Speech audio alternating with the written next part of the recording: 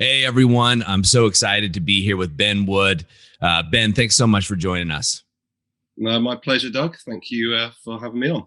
Yeah. So, Ben, you and I are in two completely different time zones, as we were kind of joking before we hit record. But that's not a difference. I was very fortunate to be with you during your alpha reset and see kind of a transformation appear before my eyes. But before we get into that, Ben, what I want to do, if we can, is just let the guys know watching this, and some of the wives probably, kind of a little bit about, who you are. Well, it's not stop with who you are today, but where were you previously when you found the powerful man?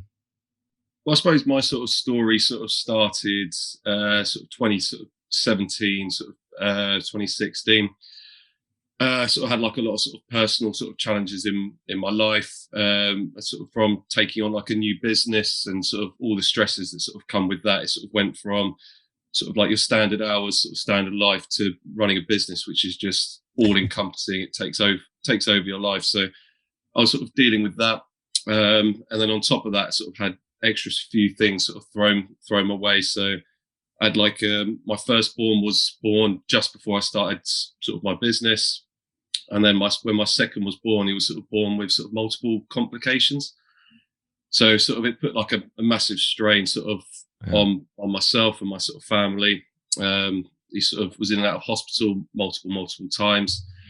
So I was sort of dealing with the stress of a business, stress of ill health of my son. I had other things sort of going wrong with me at the time, which had a chronic sort of problem with my shoulder, which was making work difficult. I'm a tennis coach, so I sort of need my body to work, and it was sort of going on for like sort of a couple of years, not really being able to sort of solve what was going on, sort of in pain daily. And sort of on top of that, with a few other things as well, it took its toll. So for myself, how I sort of dealt with it, which I think a lot of guys do, is just, you have a drink in the evening, you sort of shut down, and it was going sort of on and on. It got to a point where I was like, I've got a problem with this, and I went to the doctors, reached out to get some help, went to sort of see sort of AA essentially, and what they sort of turned around and sort of said was like, Ben, we don't think you have a drinking problem. I was like, well, it's fucking great news, it's brilliant that I don't have a drinking problem. And then their next sentence, they said, Ben, you're having a mental breakdown. Mm-hmm. So it was, and then like just like he sort of hits you like a ton of bricks. Like you're sort of in a challenging spot, but you don't really appreciate it. And like you're essentially the drink, which I sort of realized at the time was self-medication. It was switch off. Can't deal with the problems with the business, with my injury, with my child being sick. Sort of my sort of wife at the time wasn't sort of dealing with it as well, and essentially I just wasn't showing up in any shape or form in different areas of my life, sadly. And due to that, sort of the marriage did sort of come to a finish. So it would have been at the beginning of sort of 2019. And I mean, one of the sort of things that I sort of learned a lot of sort of in this sort of process is sort of like, how to sort of stand up, sort of make yourself shown. But what I realized I wasn't doing it at the time. And sort of one of the things is learning about is sort of responsibility. And I didn't take responsibility in sort of many areas. And sort of then sort of obviously sadly with divorce. And then, I did sort of, I took responsibility for myself. I was getting back on track with things. Business was going well.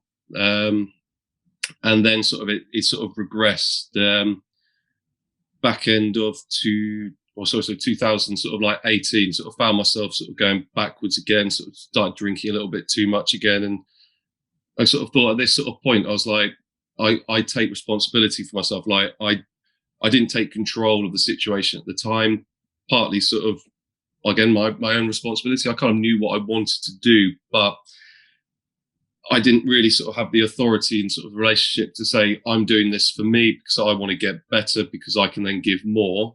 It sort of caused conflict. I was seen as sort of selfish for wanting to do things for myself, even though I felt it was the right thing to do, but I didn't push it through, which then sort of led to me sort of not showing up in different ways.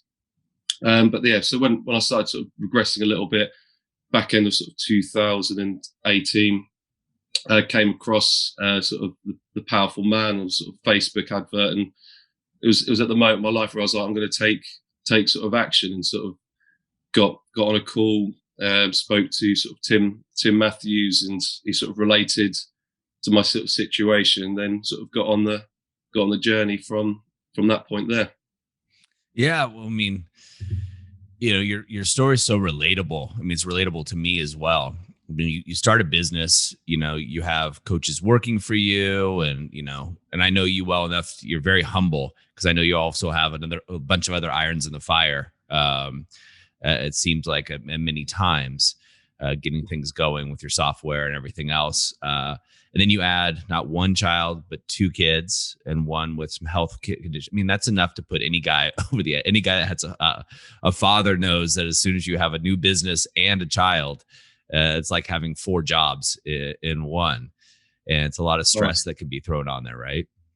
It was full on. Like I did sort of try some. Well, after basically being told I was having a mental breakdown, did go speak to a counsellor and sort of started the process there sort of originally. And they just sort of said, like, you're wired completely. You wake up, you're on all day, and then you go to sleep and you repeat. You just don't have any downtime for yourself, and you're just not looking after yourself in any shape or form. Yeah.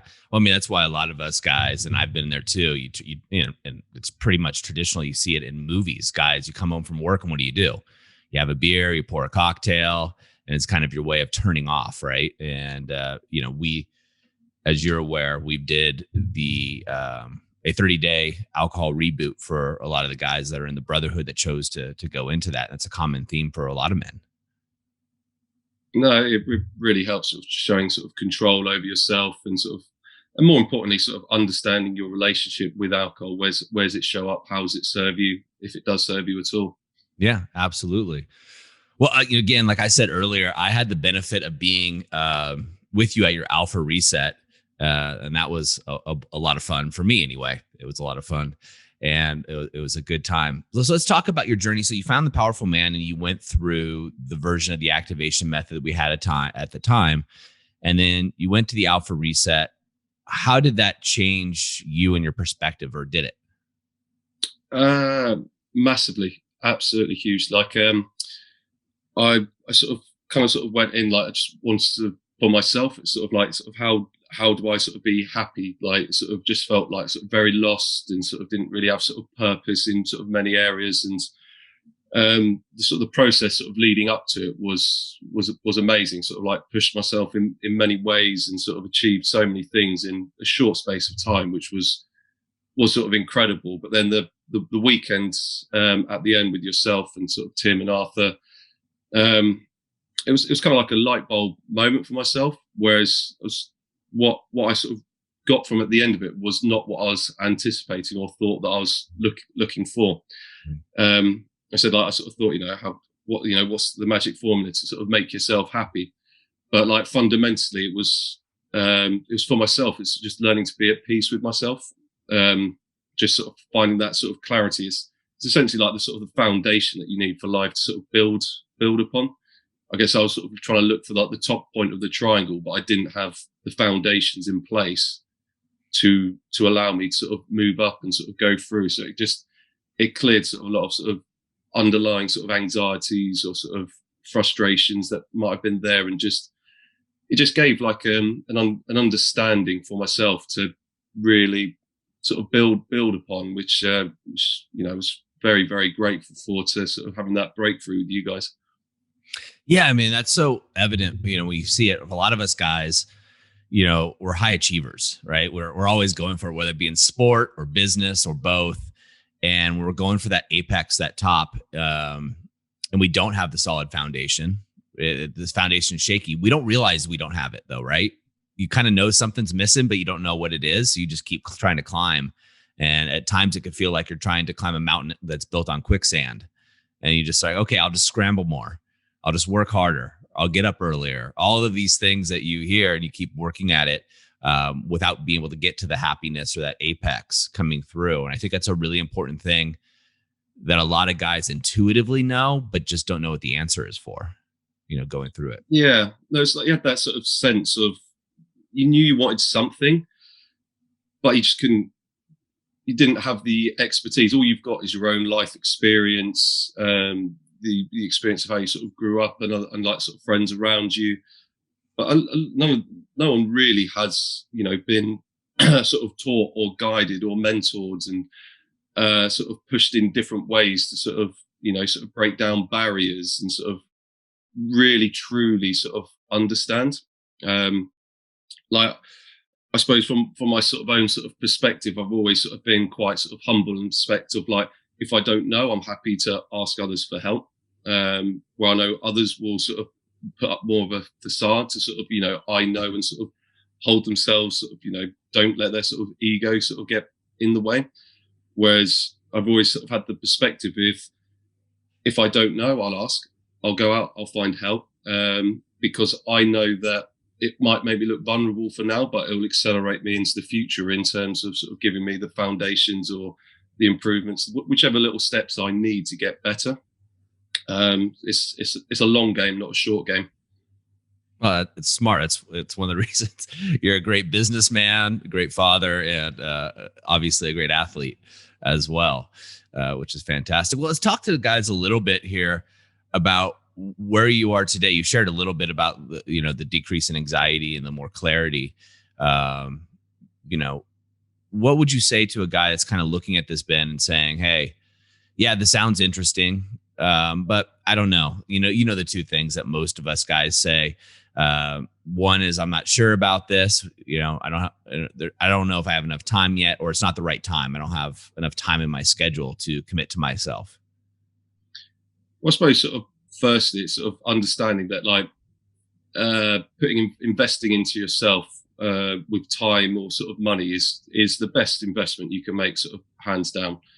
A lot of people sort of neglect themselves by sort of pursuing other things. So for myself, like obviously I did sort of dive sort of headfirst in sort of business as sort of a way of sort of rewarding myself or trying to sort of get sort of gratitude for myself to sort of, feel like I'm achieving.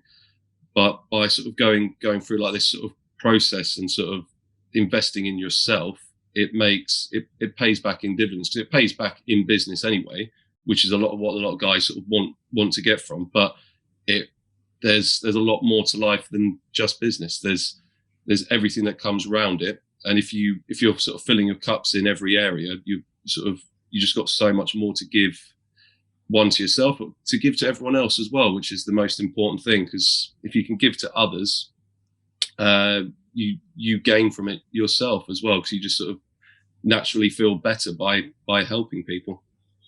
It's so true, right? You feel it. We know it intuitively, right? You fill your cup up first, and then you're able to show up in a much greater way. It's just, we're told, as you said earlier, if you do it, you're selfish, or we hear that from people, which is ironic, because whenever someone tells you, "Hey, Ben, you're being selfish," really what they're saying is, "Hey, Ben, you're not putting my needs ahead of yours." No, which is very true. But it's sort of the more you show up with consistency in a better form, they realize that it's with them in mind, as well. Like a relationship works best when you don't do things for yourself. You do it for them. And but like obviously you need your own time to basically give them the best of you.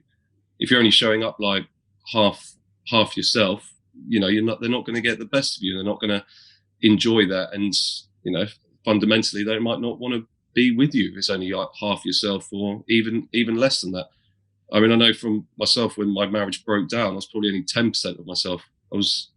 I'd nothing to give. I'd nothing to give for myself, nothing to give to my family. It's tough, and I think a lot of people end up that way. But it's understanding that it doesn't have to be that way.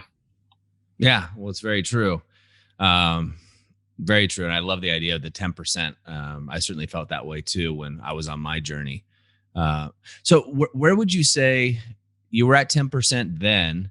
And I know the guys watching this won't know this, but you were in a fitness challenge walking around with a 6-pack now, which kills me. because I'm coming after you. We do a lot of challenges in the Brotherhood and other things like that they're fun. Where would you say you are now? You were 10% before. Where would you say you are now? I mean, I always sort of judge myself harshly. Sort of, I always feel that I can give more, but I sort of fundamentally, sort of, 80, sort of 90%, sort of happy with where things are at, which again sort of comes back to sort of being sort of, at peace with yourself, with things. I suppose it's that sort of high achiever sort of mentality. Is like you can always reflect and go, I could have given a little bit more. I could have done a little bit more there. But I suppose where I sort of maybe harsh myself like the 80, 90s, because I'm trying to make sure I'm spread a lot more evenly in different areas. So yes, if I plowed myself completely into one area, that could be better, but I do it neglecting another. So it's sort of, sort of you're a lot more, I suppose if you had like a wheel, sort of, a diagram sort of showing where you are, it's a lot more consistent rather than just really killing one area, but neglecting everywhere else. Yeah, well, I mean, going from 10% to 80 to 90%, come on, not a bad deal there at all. And you're always, and that's the thing is, as high achievers, we're always, once we climb that apex of that mountain, we see another mountain peak and we're like, okay, I'm not there yet. Let's go. And we identify that gap, which is always interesting. 100%. You're always thinking, you're always striving for a different area to improve in. And like I said, like as soon as you scale sort of one point, you look at it and it's like, well, now I know I can do this. I can kick on again, or you find a different challenge that you can push yourself into and sort of develop and sort of, find that sort of little, I suppose it's I was speaking to like another friend who sort of said like, it's almost like you've got an entrepreneur's sort of mindset. Mm-hmm. It's like you don't approach things in the sort of the standard 9 to 5 way. You look at opportunities, you look at how to develop them. You cross over like the big sort of spectrums of like different things, but then at the same time you're then like you understand how to get down to the detail to make it work as well. Whereas like other people might not have the spectrum to look at that. But then I guess as he described it as well, it's a gift and a curse. It means that it's harder for us guys to switch off, because our brains are sort of constantly churning out different solutions, different problems, whereas other people maybe can switch off a little bit easier, whereas possibly like entrepreneurs find it difficult to step back. But I guess that's where the balance is coming in for myself now, about when to be on it, when to step back. As I sort of just said it to my friend who I was talking to, is sort of like where a lot of businessmen will put all of that into their business, and if they're not, they feel they're neglecting or they're not stepping up to the plate. Whereas it's now like, you could put that into health, you could put that into areas for yourself, you could put that into sort of your relationships, making it from good to great. It's whatever you choose to do, it's not like you're neglecting something, it's you're still striving, but it's then rationalizing it, sort of tick that need for yourself to want to improve, but no, it's okay to do it in other areas of your life, which sometimes it's easy to leave back and neglect.